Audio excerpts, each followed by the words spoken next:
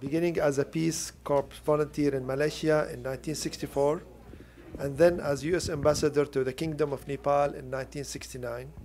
From 1981 to 1988, Ambassador Bloch served as the U.S. Agency for International Development as Assistant Administrator for Food for Peace and Voluntary Assistant and Assistant Administrator for Asia and the Near East. She also was the Chief Minority Counsel to a Senate Select Committee, a Senate Professional Staff Member, the Deputy Director of the Office of African Affairs at the U.S. Information Agency, a Fellow of the Institute of Politics at Harvard University, Kennedy School Government, and an Associate of the U.S.-Japan Relations Program of the Center for International Affairs at Harvard. After 25 years in government services, Ambassador Bloch moved to the corporate service in 1993, becoming Group Executive Vice President at the Bank of America, where she headed the bank's public relations, government affairs, and public policy operation. From 1996 to 1998, Ambassador Bloch moved into philanthropy, serving as President and CEO of the United States-Japan Foundation, a private grant-making institution with $100 million in assets. Beginning in 1998, Ambassador Bloch shifted her focus to China, first becoming as visiting professor at the Institute of International Relations and executive vice chairman of the American Studies Center at Peking University, and subsequently affiliating with Fudan University in Shanghai, as well as the University of Maryland, and as ambassador in residence at the Institute for Global Chinese Affairs. Ladies and gentlemen, let's welcome Ambassador Bloch, please.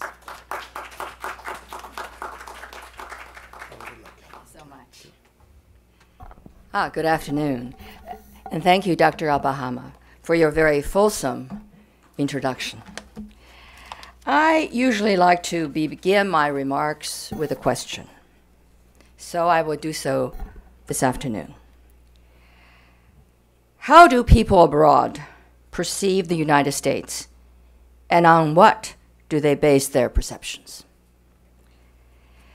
There is ample evidence from opinion surveys which suggest that the generally positive international American image from the 1950s to 2000 decidedly moved south or negative after 2002. The Pew Global Attitudes Project, which has been surveying views of the United States and the American people since 2002, chronicled the rise of anti-Americanism around the world, when favorable ratings of the United States plunged in many countries following the invasion of Iraq and remained low through 2008. This is brought into sharpest relief in the Arab Muslim world, where large majorities in Egypt, Morocco, and Saudi Arabia have viewed George W. Bush as a greater threat to the world order than Osama bin Laden.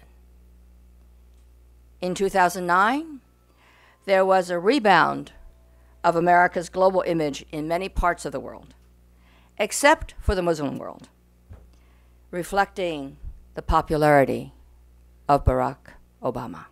Now, I hope I am not repeating anything for you, since you've had such a huge and very rich number of speakers. So just raise your hands when you think you've heard it already. Global opinion of Obama, however, has slipped, and approval of his policies has fallen since 2009, significantly in China and Mexico. The global financial crisis and the steady rise of China have further eroded international perceptions of America's standing, especially U.S. economic power.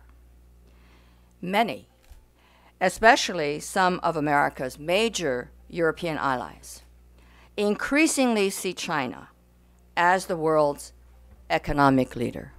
How many of you here believe that? Nobody. Very few. But there is some good news. Polling data also shows, I'm sorry, that's my cell phone. I should turn it off, dump my purse somewhere. Nobody ever calls me, when it's convenient. But there is some good news. Polling data also show an abundance of evidence that the unhappiness with the U.S. is not a rejection of U.S. values. In a 2007 BBC World Service poll, countries surveyed view the American people much more positively than the country as a whole. Even in Muslim countries, people around the world were saying that the problems they had with the U.S. concerned its policies, not its values. James Zogby, president of the Arab American Institute, whose brother founded the Zogby poll, explained further. It wasn't American values or people that had caused the image of the United States to crater. America's overall ranking sank because of the incredibly low marks Arabs gave to U.S. policy toward Arab nations generally and Palestinians specifically.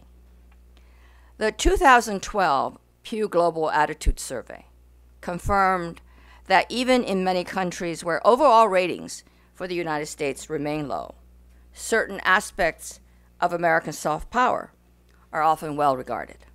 For instance, the American way of doing business is especially popular in the Arab world, particularly in Lebanon, Tunisia, Jordan, and Egypt. U.S. science and technology continue to be admired. American pop culture and democratic ideas are particularly popular among young people under 30.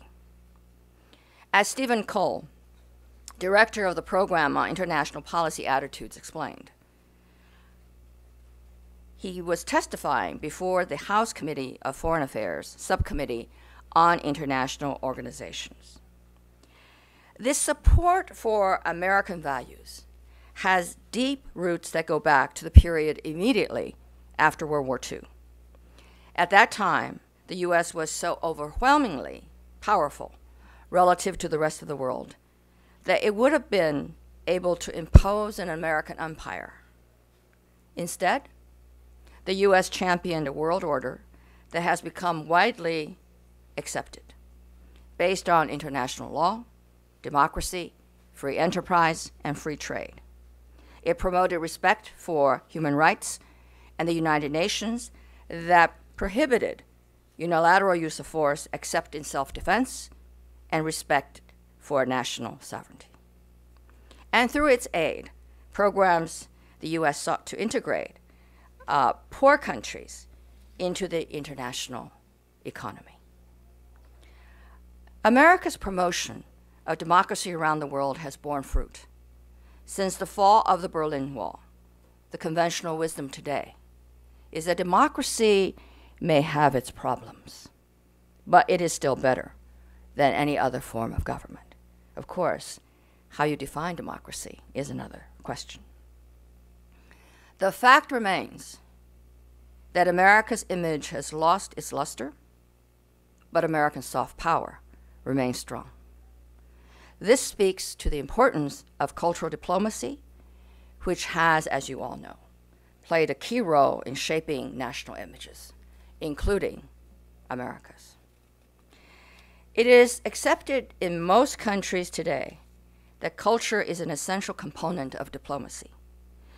Senator William Fulbright, by the way, how many of you have been Fulbrighters?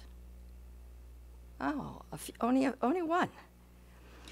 Well, after whom one of the most inspired exchange programs in the world is named, wrote in 1964, "Foreign policy cannot be based on military posture and diplomatic activities alone in today's world. The shape of the world a generation from now will be influenced far more by how well we communicate the values of our society to others than by our military or diplomatic superiority. How right he was. Senator Fulbright has given us as good a definition of cultural diplomacy as anyone. Political scientist and author Milton C. Cummings, if you're a part of ICD, you know this, further defined cultural diplomacy as, and I quote, the exchange of ideas, information, values, systems, traditions, beliefs, and other aspects of culture with the intention of fostering mutual understanding. However, I question whether communication in and of itself is sufficient for cultural diplomacy to be effective. As Edward R. Murrow, probably America's most distinguished and renowned broadcast journalist and former director of the U.S. Information Agency, said, the U.S. will be judged on what it did rather than what it said. Clearly, the failure of the Bush administration to gain support for its war on terror and its attempts to use Madison Avenue techniques to address the anti-Americanism around the world is a case in point. How many of you remember Charlotte Beers? Only one. I must be talking about history. Most of you are probably too young. She was a celebrated queen of branding who was named Undersecretary of State for Public Diplomacy and Public Affairs within weeks of September 11th. She became the Bush administration's czar for selling its war on terror. The problem of why they hate us was rephrased in ad speak as how we reposition the brand.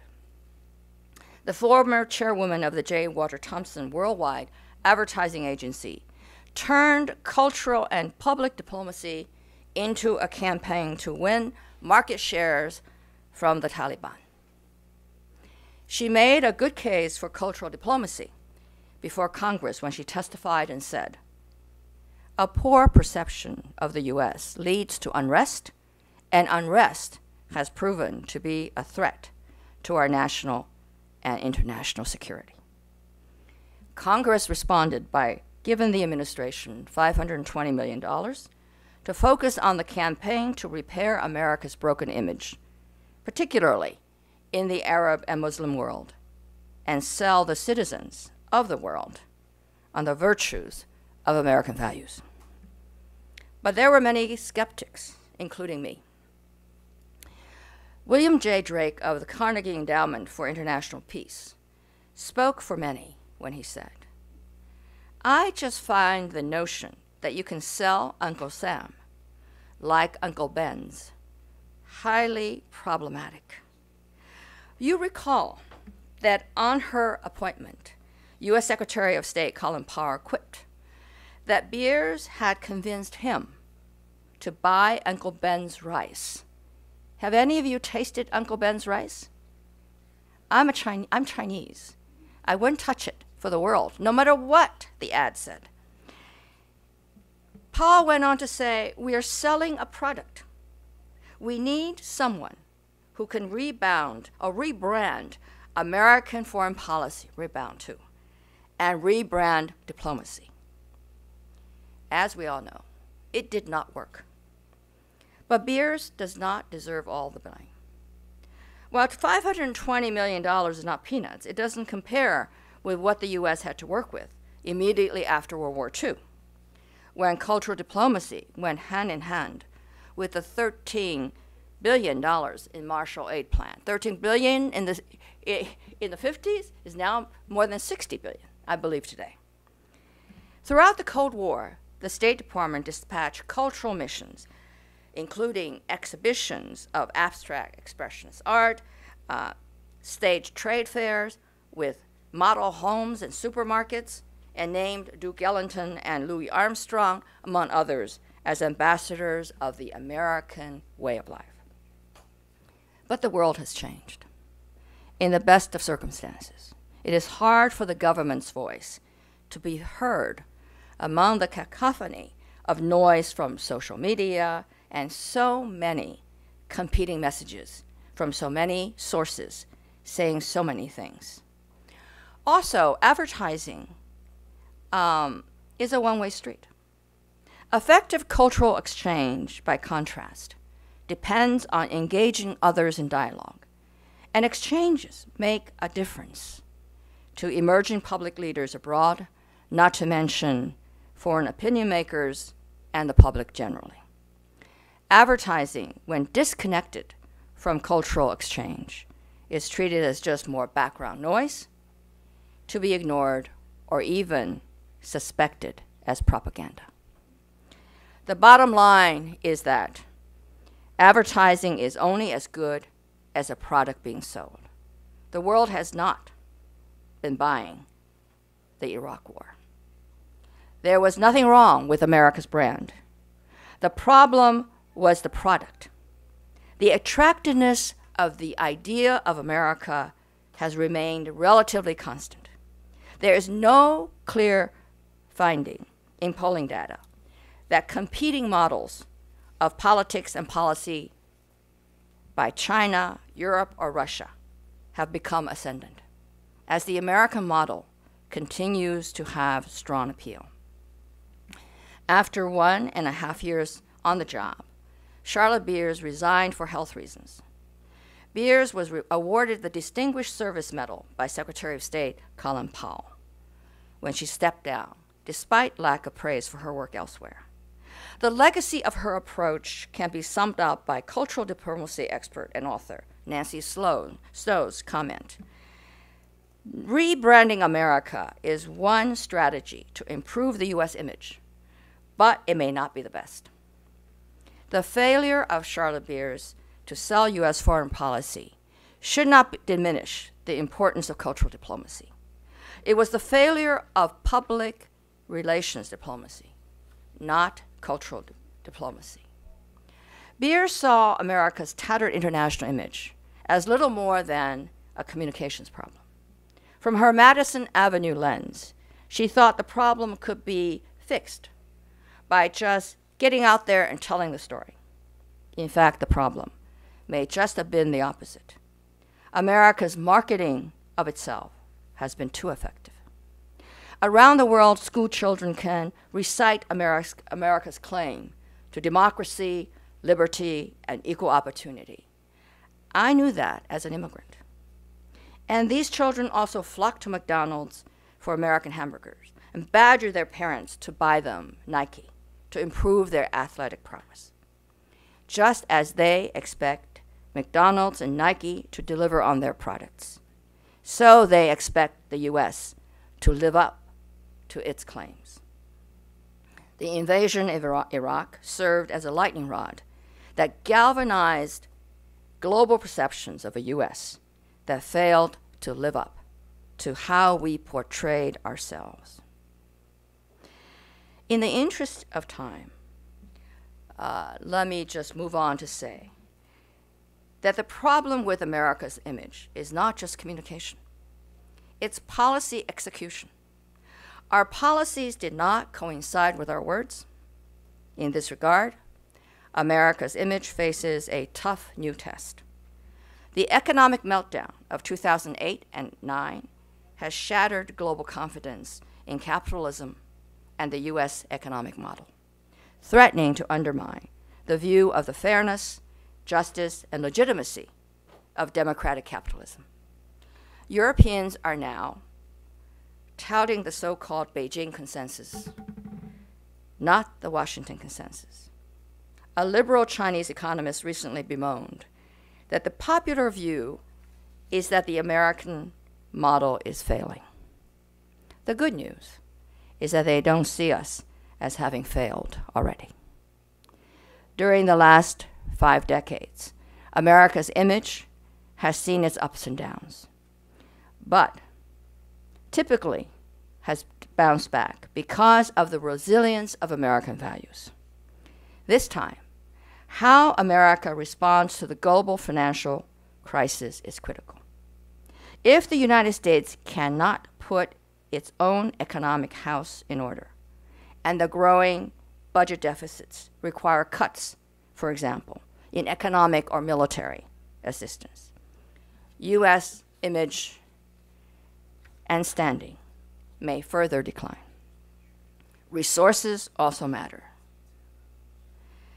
As the U.S. suffered the greatest damage to its international image and reputation in history, government leaders once again turned to cultural diplomacy to repair the harm done. But what happened? They found cultural diplomacy a shadow of its former self. As you know, the budgets were drastically slashed. In 1999, USIA was folded into the State Department. And there was not much left for our government leaders to call on to repair U.S. image abroad. Again, because I want you to have time for a few questions, let me just jump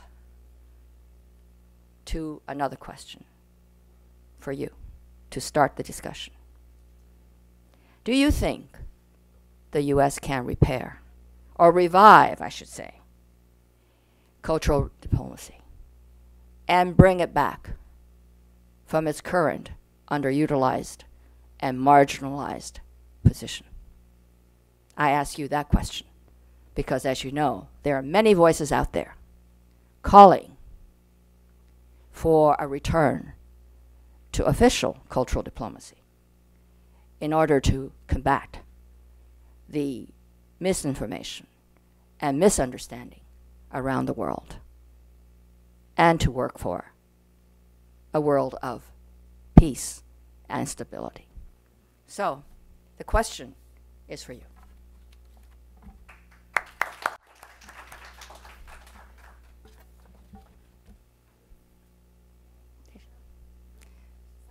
Go ahead.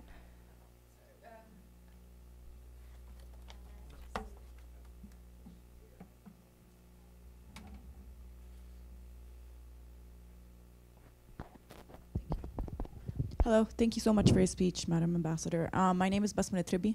Again, I'm going to introduce myself. I'm a graduate student at Cairo, at the American University in Cairo. And I think the question that you're addressing can only be feasible if the soft power and the hard power are aligned within the same framework or towards the same direction. And I think this can correct the misperception of or the decrease in the branding towards the U.S. image and quote unquote the American dream that's perceived worldwide. As a Middle Eastern woman, and I can relate so much to this perspective and to this debate because it's hard for me to explain to people that there's nothing against us per se as a population, as a culture, as a religion, but it's more or less how you can relate to such a culture and what you can take the most of, or what you can take the most relevant of and apply it to your understanding of your morals and principles. So I think that the hardest part of it is to align both soft power and hard power. And I don't see an easy answer to that. It's more or less just an idea, but the actual policies to do so, I think that's very, very difficult. But just that's a comment that I want to make. Thank you so much for your time. Several questions. Hi, my name is Nadine Al-Nabli. I'm American Egyptian, and I currently study in Germany. I just wanted to also comment on what Besma just said. I agree that the U.S. has failed drastically over the past few years to live up to the values that it preaches. And that's what I can say representing, because I grew up in Egypt, representing the Egyptian people, at least to a certain extent, that a lot of hostility that the Egyptian people has towards the U.S. is not only the fact that it doesn't live up to what it preaches within its country, but also that it really tries to play a role in what takes place in terms of politics or worldwide, and yet it claims it's preaching democracy, but for example, to support a dictator in Egypt for 30 years, financially, at least to support the government, that's what people are like, if you leave us this space to grow, that's more or less what people want. They don't, it's not only that they need to see a change in policy, but they also need to see that the US is accepting the people for the government for what it is and leaving the space for the people to grow to a certain extent. So I think it's just not, it's also giving freedom to the people, to the other world, to the rest of the world to emerge. I was working at NPI, National Democratic Institute, at the Women Political Empowerment program back home in Cairo, and we had a couple of advocacy training for women, Egyptian women, and they were held by American experts and European. And one lady came to me, and once she said, like, don't they get paid 80% of what men get paid in their country, and I get paid as much as a man does back home in Egypt. So don't you think it's a bit hypocritical for someone to come over from the States and come talk to me about equal rights, and I get paid as much as a man does, regardless of what I do? And I was like, I know, and I get the point, but at the same time, she has the chance to do something that we don't. So listen to her experience and learn, and maybe apply and teach it to someone else back home in rural areas or urban areas. You're both just really reinforcing what I was trying to say, that you know, words and policies have to match. But my question is, can the United States revive its cultural diplomacy? Yes. I'll give you a different perspective. Okay. In your lecture, you spoke mainly about policy shaping cultural diplomacy, but I think if we want to revive it, not to discredit ambassadors in any way, but the United States' most vocal international representatives are their military personnel. So why aren't we investing in more programs to help the military have a more positive image abroad, where they can get personal relationships with people in foreign countries and really work on cultural diplomacy at the interpersonal level? So you're a proponent of the military being an arm of cultural diplomacy. Definitely. Because of their important role, I think that's a very legitimate point. How about over here? Let's see, here. Here. My name is Ozzy Romeo, Arizona State University. I grew up in France, actually, and when sometimes I could speak English. Some of my French... Well. Oh, I don't think so, but some of my friends from France will say, oh, we don't like Americans, really. I don't know, I didn't understand why. And originally from Cameroon, I was just there a few months ago. I met with the government again, and we discussed a lot about bilateral cooperation, multilateral cooperation. I would say the presence of the United States in Cameroon is very appreciated. And I would say it depends. US can revive its position, its leadership, and the cultural diplomacy through the different programs it has. I believe that it's a matter of trying to contribute in eliminating social injustice happening around the world. I think the matter of creating a society where there is cultural diplomacy or coexistence, pacific coexistence, is all about meeting people's basic living conditions.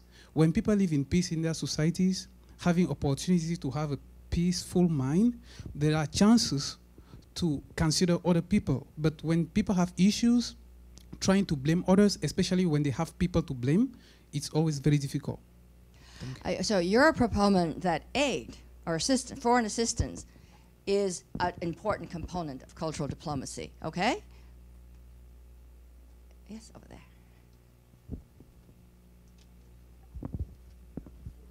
Yes. Zeke Botokuma, he said we have 4 minutes. Not all for me, but I'm Zeke Botokuma. Last year I authored a book titled Obamenon, the Gospel of Global Hope, Change, Understanding, and Leadership for a Networking World. Now, one of the things that did include in this publication is what you mentioned about the image of U.S.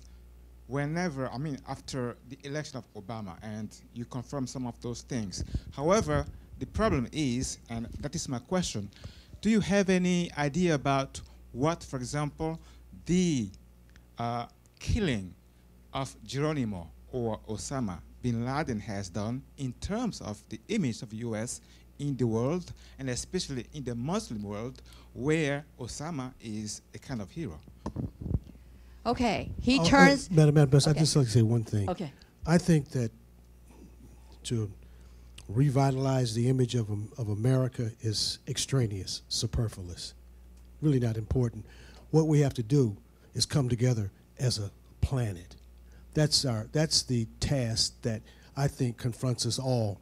So these nation states, in and of themselves, create a problem, and because we face certain global problems, and that necessitates that we come together, regardless of what piece of real estate we're standing on. That's, to me, it's just an old way of thinking about things, well, old and new, if you will. And I think that the situation requires that we come together as humanity. We're suffering from the tyranny of time. We run out of time, and there are so many interesting ideas and thoughts. I think I have to bring it to a close because of the next speaker. I would say what you just said, you're a man of all trades. You're also taking a film of this, right? Okay. It's, of course, it would be wonderful if all of us around the world, all humanity can get together. But we're talking about cultural diplomacy. And I'm afraid the images impact on what can be done through policy, through whatever. And it matters. So I will just leave it to our next speaker to see what more can be done where cultural diplomacy is concerned to improve our world and to bring, as this gentleman just said, the world together. Okay. Thank you. Thank you very much.